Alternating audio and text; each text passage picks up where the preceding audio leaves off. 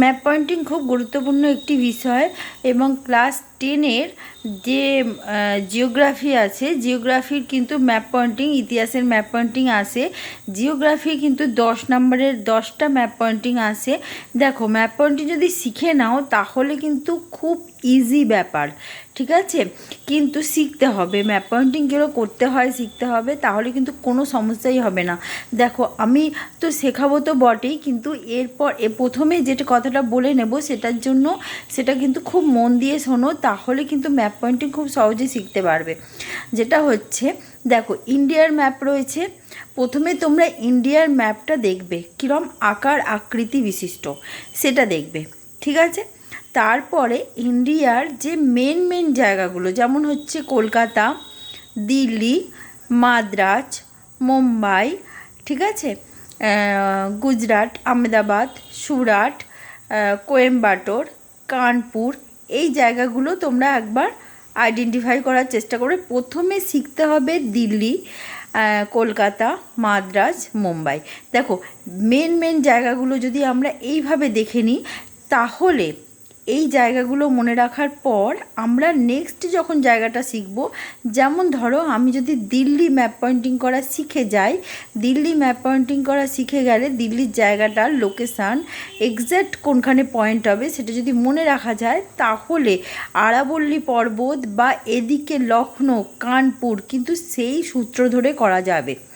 আবার একবার বলছি, দেখো, যদি মুম্বাই ম্যাপ পয়েন্টিং করতে শিখে যাও, মুম্বাইয়ের একটু ওপরে কী আছে, তার ওপরে কী আছে, কোথায় আছে নর্মদা নদী, কোথায় আছে সাতপুরা পর্বত, কোথায় আছে পুনে, কোথায় আছে সুরাট, খুব ভালো করে শিখে যাবে।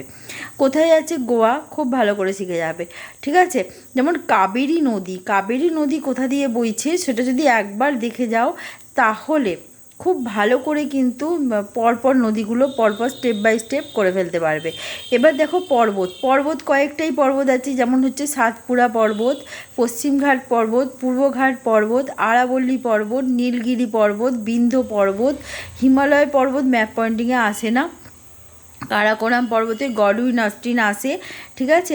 এই কটা পর্বত, ঠিক আছে? এই কটা পর্বত শিখতে হবে। লেকের মধ্যে আছে লোকটাক হ্রদ, ভেম্বনাথ হ্রদ, পুলিকত হ্রদ, কোলেরু হ্রদ, ডাল, উলার, সম্বর, চিল্কা, ঠিক আছে?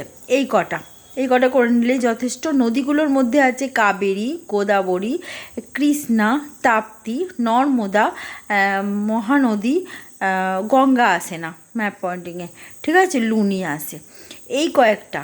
এবং শহরগুলোর মধ্যে লখনৌ, কানপুর, আহমেদাবাদ, কোয়েম্বাটোর আসে। তোমার আরও কিছু শহর আছে, যেমন বিশাখাপত্তনম তো আসে বন্দর হিসেবে, ঠিক আছে? গুড়গাঁও, ঠিক আছে? এই কয়েকটি। তা বন্দর কিছু আছে, যেমন করমুক্ত বন্দর, কান্ডালা, এরকম কয়েকটি মেন জায়গা করে নেওয়ার পর সেই সূত্র ধরে বাকিগুলো কিন্তু করতে হবে।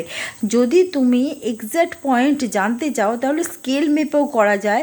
এইভাবে আমি শিখিয়ে দেবো।